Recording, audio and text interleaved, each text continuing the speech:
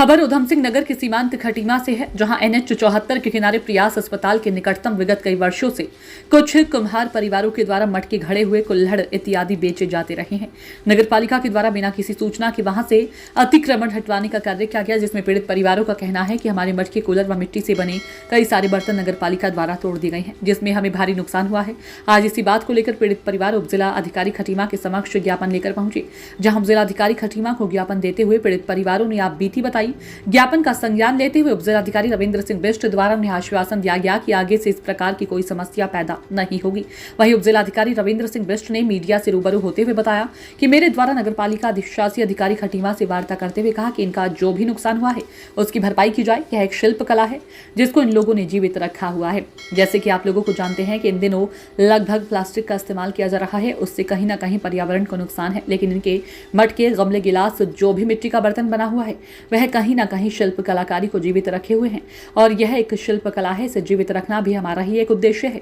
नगरपालिका अधिशासी अधिकारी को उपजिलाधिकारी द्वारा यह भी बताया गया कि आगे से कोई भी अगर इस प्रकार की कार्रवाई की जाती है तो संबंधित को अपना सामान संभालने का समय दिया जाना चाहिए, ताकि किसी भी परिवार का कोई भी नुकसान ना हो।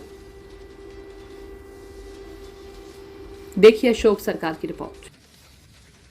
ये बिल्कुल नाइंसाफ से हुआ है। ये बिना सूचना के, बिना उसके ऑर्डर से आए हैं। हम अपने घर में सारा काम कर रहे थे, हमें पता नहीं लगा ये अतिक्रमण किस टाइम आ गए। ये 4 बजे के टाइम में हम सब महिलाएं अपने घर में काम करते हैं, बच्चे अपने घर में काम करते जाते हैं। फिलहाल घर में कोई नहीं था तो ये अतिक्रमण करने आए थे बिगड़ सूचना से। सर ये आते ही एकदम टूटने लगे। हमने कहा रुक जाओ, मगर रुकने का उनका कोई काम नहीं था। JCB ऐसे चला रहे थे जैसे क्या करने आए हैं, ये हमें मार ही देंगे सर। और एक के डंडा था, उससे हम रोक रहे थे, मगर वो डंडा मेरे हस्बैंड के आगे सारा गाली भी दी सर। मगर मेरे हस्बैंड ने रोका भी, मारने के लिए आगे बढ़े थे, मगर उसने डंडा उठाया, मेरे हस्बैंड पीछे हो गए। फिर सब 8-10 लोग आ गए थे मारने के लिए। कह रहे थे बूढ़े लोगों को बाहर निकालो, इनका हम इन्हें बताते हैं, सबक सिखाते हैं इनको हम। ये सब बोल रहे थे सर। हमें भरपाई चाहिए, हमारा जितना जो नुकसान हुआ है। देखिए, जो ये अतिक्रमण हटाया जा रही है, क्या कहते हैं, सड़क सुरक्षा अधिनियम है, उसके तहत सड़कों को सुरक्षित करने के लिए कि किसी भी व्यक्ति को एक्सीडेंट में जनहानि ना हो, इसके तहत अतिक्रमण हटाया जा रहा है।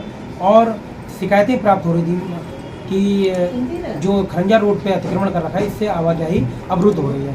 इस पर माननीय उपजिलाधिकारी द्वारा खटीमा नगरपालिका को निर्देश दिया गया कि आप अपनी टीम के साथ पुलिस बल को लेते हुए अतिक्रमण हटाइए, जिस पर कार्रवाई करते हुए नगरपालिका द्वारा अस्थायी अतिक्रमण जो था उसे हटाया गया। प्रयास हॉस्पिटल के पास जो अतिक्रमण की जद में आए हुए लोग हैं, उनके संबंध में ये बताना है कि उनके द्वारा सड़क पर क्या कहते हैं, अपने बर्तन आदि रखे गए थे, जिसे हमारी टीम द्वारा हटाने के लिए कहा गया था कि आप इसे हटा लीजिए।